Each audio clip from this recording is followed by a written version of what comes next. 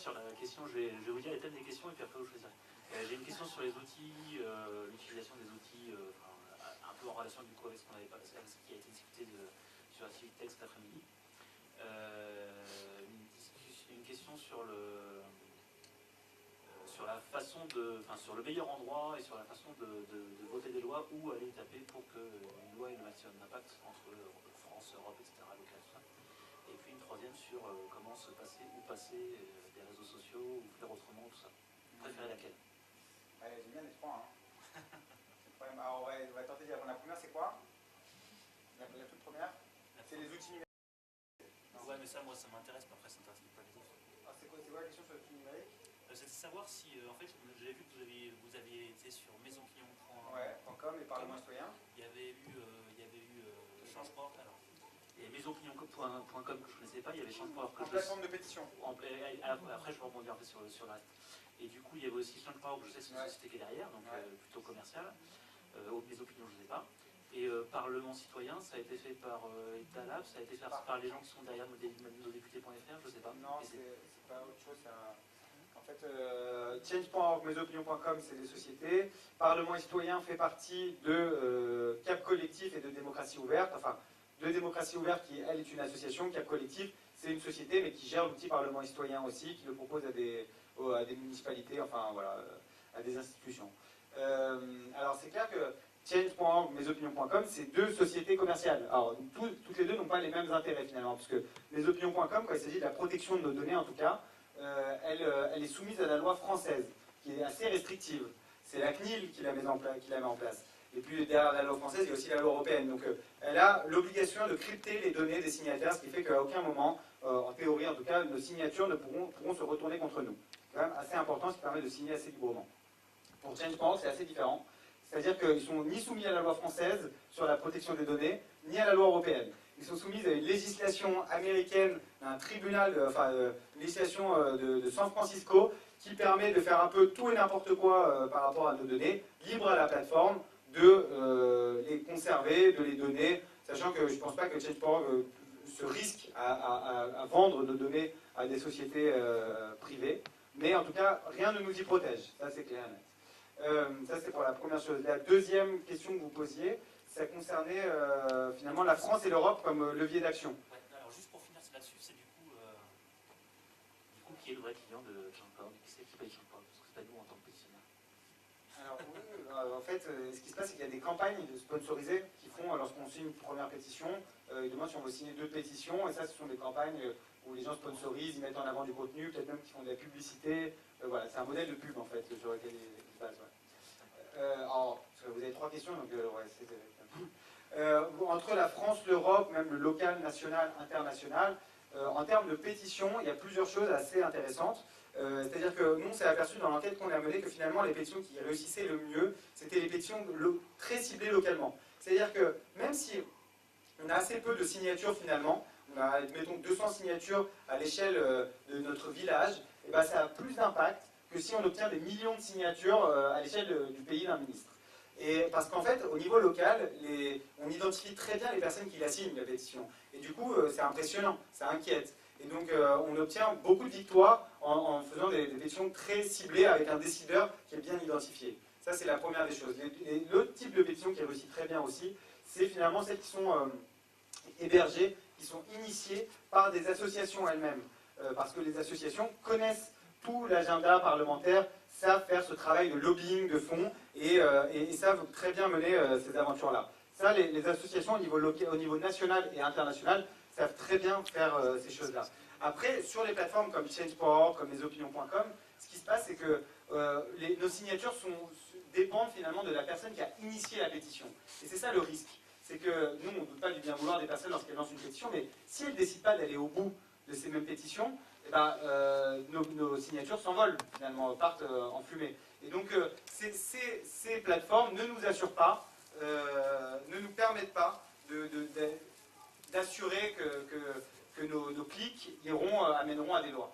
Et donc, c'est pour ça que je viens tout juste de les recevoir, fait des petits livres qu'on a appelés Faisons la loi.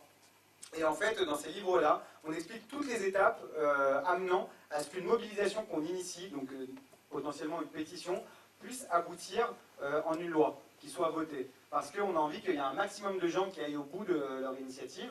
Donc voilà, ça a pris un peu de temps, j'ai pris un peu de temps à l'écrire, j'ai pris 4 mois. Mais là, on les a reçus il y a 3 jours, et voilà, je me dis que pour celles et ceux qui veulent un jour lancer leur propre pétition et lancer leur mobilisation, ils ont un manuel mis à disposition. Alors, ça n'assure pas nécessairement un succès, parce qu'il y a d'autres facteurs qui permettent de l'avoir, mais en tout cas, il y a toute la méthode qui permet de bien faire les choses, quoi, en tout cas, de mettre toutes les chances de son côté. Et on le trouve où, ce document? Je le vends ici, je l'ai avec moi. Ouais. Je le vends à 5 €.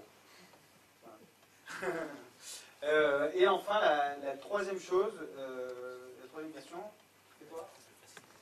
C'était en fait, on sait que les grands réseaux sociaux comme Facebook ne sont pas bons pour la démocratie, parce qu'en fait on peut manipuler les opinions, etc. Et il y a une certaine ambiguïté entre, pour réussir une pétition et pour réussir une mobilisation, on est obligé de passer par ces plateformes-là, y compris une mobilisation démocratique, alors qu'on sait que ces plateformes-là sont plutôt antidémocratiques. Comment est-ce qu'on arrive à gérer ça? Comment est-ce qu'on arrive à... Facebook, enfin les réseaux sociaux principalement. Comment est-ce qu'on arrive à gérer ça? Comment est-ce qu'on... Là, on est en train de tous en train de réfléchir là-dessus, de se casser la tête. Les youtubeurs, les communicants, tous autant que nous sommes, on essaie de contourner Facebook, sauf qu'on s'est aperçu qu'on s'est bien fait avoir, dans le sens où on n'est plus autonome sur nos outils. On ne peut plus faire sans Facebook, ça c'est sûr. Si on veut rassembler des personnes à un moment donné autour d'un événement, on est obligé de passer par là. Pourtant, Facebook a la possibilité, lui, de nous censurer. Et il utilise de plus en plus ce droit-là. Il y a des associations de mots-clés maintenant qui existent, qui vont censurer un propos, un post que l'on va mettre, qui va le rendre complètement transparent dans les fils d'actualité des gens. Ça, c'est un vrai problème, parce que si on veut continuer à assurer des mobilisations avec des réseaux sociaux, si on n'a pas accès au code, parce qu'en fait c'est l'accès au code au final, là qui est complètement opaque chez Facebook et chez ces développeurs-là, on est complètement à leur merci. Et aujourd'hui, si vous avez des suggestions de réseaux sociaux qui permettraient de sortir de ça, moi je serais ravi, on nous en a suggéré, mais ils ne sont pas à la hauteur de l'interface Facebook et de ces autres réseaux sociaux. C'est-à-dire qu'on parle à un moment de choses très techniques, alors que Facebook, lui, est très intuitif. Voilà, il faut que ce puisse être accessible pour le plus grand nombre. Là-dessus, malheureusement, je suis complètement coincé comme tout le monde et on le subit. C'est-à-dire qu'à un moment, on va mettre une vidéo qui est potentiellement très intéressante, mais dans laquelle il y a écrit les mots lobbying citoyen. Lobbying citoyen, c'est censuré aujourd'hui par Facebook. Ça rend complètement transparent notre information. Personne ne la verra, personne ne sera touché dessus, voilà, elle passera complètement inaperçue. Même les mots démocratie, citoyenneté, tout ça, ça commence à être censuré aussi. Donc on est dans un vrai problème. Et le pire dans tout ça, c'est qu'on ne connaît même pas la liste des mots censurés, parce qu'à la limite, on pourrait le contourner.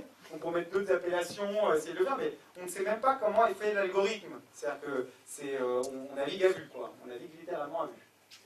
Et du coup, potentiellement, les ressources. Ah, vous avez une question, pardonnez-moi.